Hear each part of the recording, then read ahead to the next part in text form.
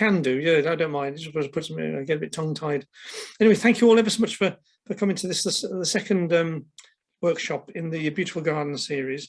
Just to set the scene, the Beautiful Garden series is about a particular approach to learning and development called Developing Evidence-Enriched Practice, and we use a gardening metaphor that's basically is 3 steps to sort of learning, really. The first is preparing the ground, getting the soil right for the garden, and the second is around gathering different types of knowledge, the seeds to grow in the garden, and then the third is around actually growing the plants, and that's the sort of metaphor we're using.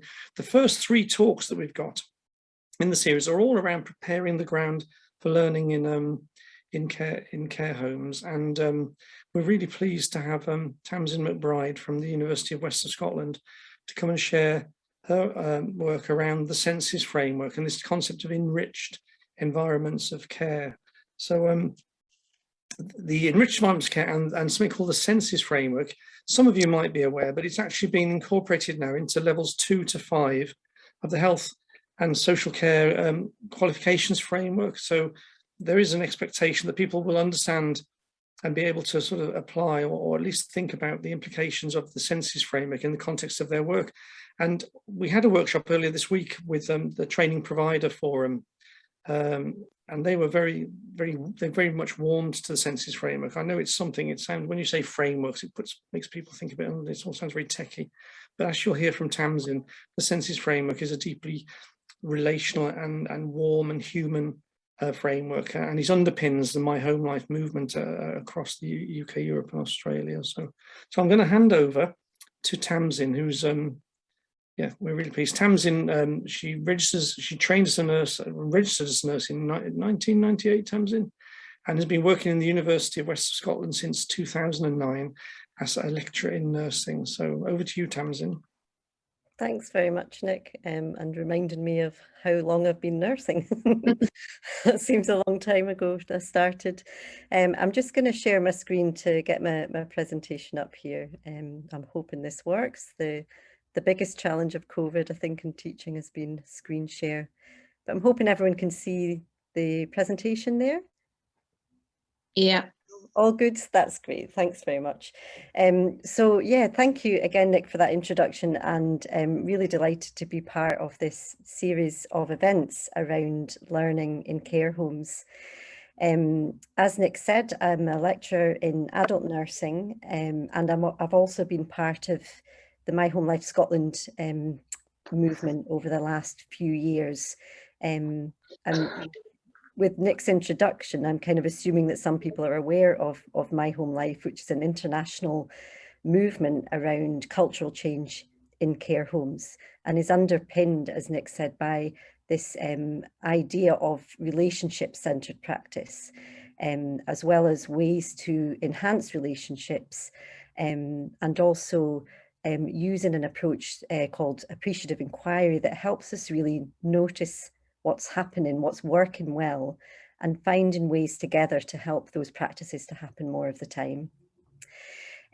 So as well as being a lecturer and part of My Home Life, I'm also coming towards the end of my PhD studies, which my study is focused on learning in care homes. So I'm really excited to be here today to share a bit about what I found in my study. I suppose first to start with the title of the workshop, how to create an enriched environment of learning in care homes that brings out the best in everyone. And what I would say is that enriched environment of learning is already happening. And what my studies wanted to focus on was really delving into that and really amplifying, I suppose, those aspects of learning and helping that to kind of happen more of the time. Just going to move on to my next slide, if it lets me. Perfect. So this was the title of my study, so exploring and growing care homes as enriched learning environments. So as I said, it was a few key aims. So my experience with my home life was that care homes are real expertise. As you know, I can see most people that are here today are working in care homes. You have real expertise in supporting relationships, and this is a key opportunity for learning in care homes. So what I wanted to do was really discover these opportunities for learning and celebrate them with people. I wanted to explore how this learning about relationships came about.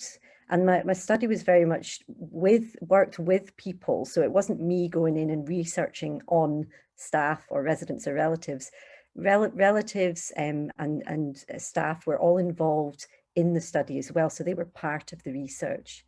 And together what we looked at was creating approaches that help this learning to happen more of the time.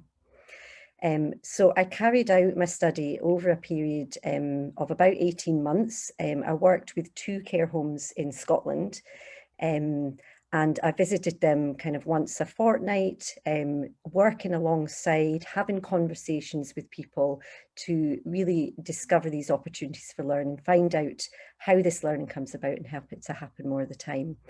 And as well as working alongside staff, residents and relatives, I also held at one point an event where I brought everyone together to reflect on what I had found so far in the study, to see if that resonated with how they felt about learning in care homes as well.